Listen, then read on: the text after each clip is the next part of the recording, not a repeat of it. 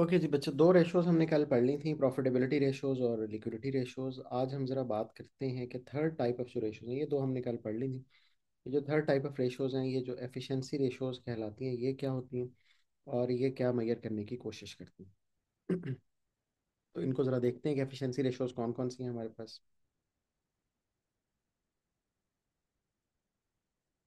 सबसे पहली जो एफिशिएंसी रेशो है, ये मेजर करती है इन्वेंट्री की एफिशिएंसी को, और इसको हम इन्वेंट्री टर्नओवर कहते हैं। ये दो तरीके से मेजर हो सकती है, हम दोनों तरीके से मेजर करना सीखते हैं और फिर उसका मतलब भी बताते हैं कि इसका मतलब क्या है। इन्वेंट्री टर्नओवर डेज में अगर हम कैलकुलेट करें तो इसका फार्मूला होता है, मैंने वैसे आपको फार्मूला शीट ग्रुप में भेज भी दिया। डेज में अगर कैलकुलेट करें तो इसका फार्मूला है वैल्यू ऑफ इन्वेंट्रीज, या आप एवरेज इन्वेंट्री भी लिख सकते हैं,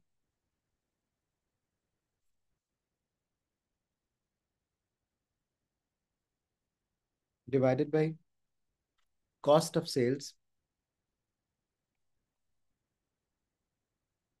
टाइम्स 365।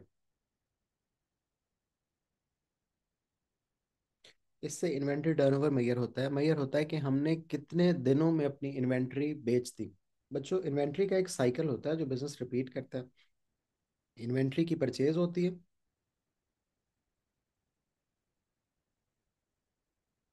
हम उसको सेल करते हैं, उसके पैसे रिसीव करते हैं जिसको हमने बेचा होता है, ठीक है, और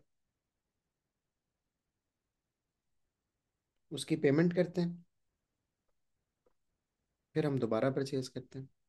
ये इन्वेंट्री का साइकिल हम क्विकली रिपीट करना चाहते हैं, जल्दी रिपीट करना चाहते हैं, क्योंकि डिफरेंट तरह की इन्वेंट्री हमारे पास होती है। पेरिशेबल भी हो सकती है, नॉन पेरिशेबल भी हो सकती है।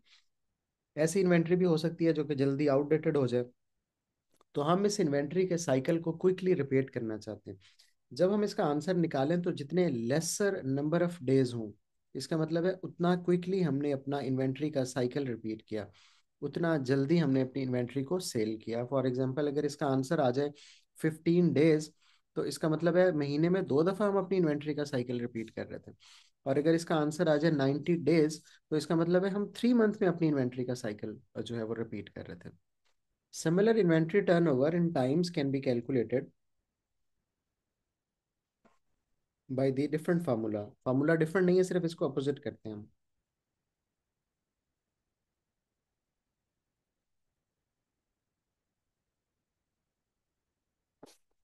The formula is cost of sales divided by average inventory। तो इससे हम इसको टाइम्स में कैलकुलेट कर लेते हैं। टाइम्स ज्यादा हो, यानी परसेंटेज रेशो टाइम्स ज्यादा हो, तो दैट इज कंसिडर्ड गुड। इसका मतलब ये हुआ कि अगर इसका आंसर 90%, 90 आ गया, परसेंटेज में तो लिखते ही नहीं है, तो it will be considered good. और अगर इसका आंसर जो है वो 6 आ गया तो it will be considered bad. तो ये प्रॉब्लम सिर्फ ये है कि हम इसको कितना क्विकली अपनी इन्वेंट्री को सेल कर सकते हैं, अपना साइकिल कितना क्विकली हम रिपीट कर सकते हैं। बच्चों, एक और इन्फॉर्मेशन ये है कि एवरेज इन्वेंट्री हमें पेपर में यूजुअली नहीं गिवन होती।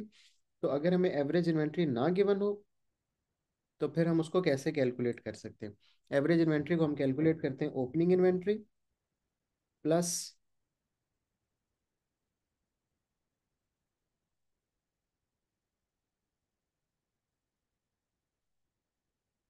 Purchases, sorry, plus closing inventory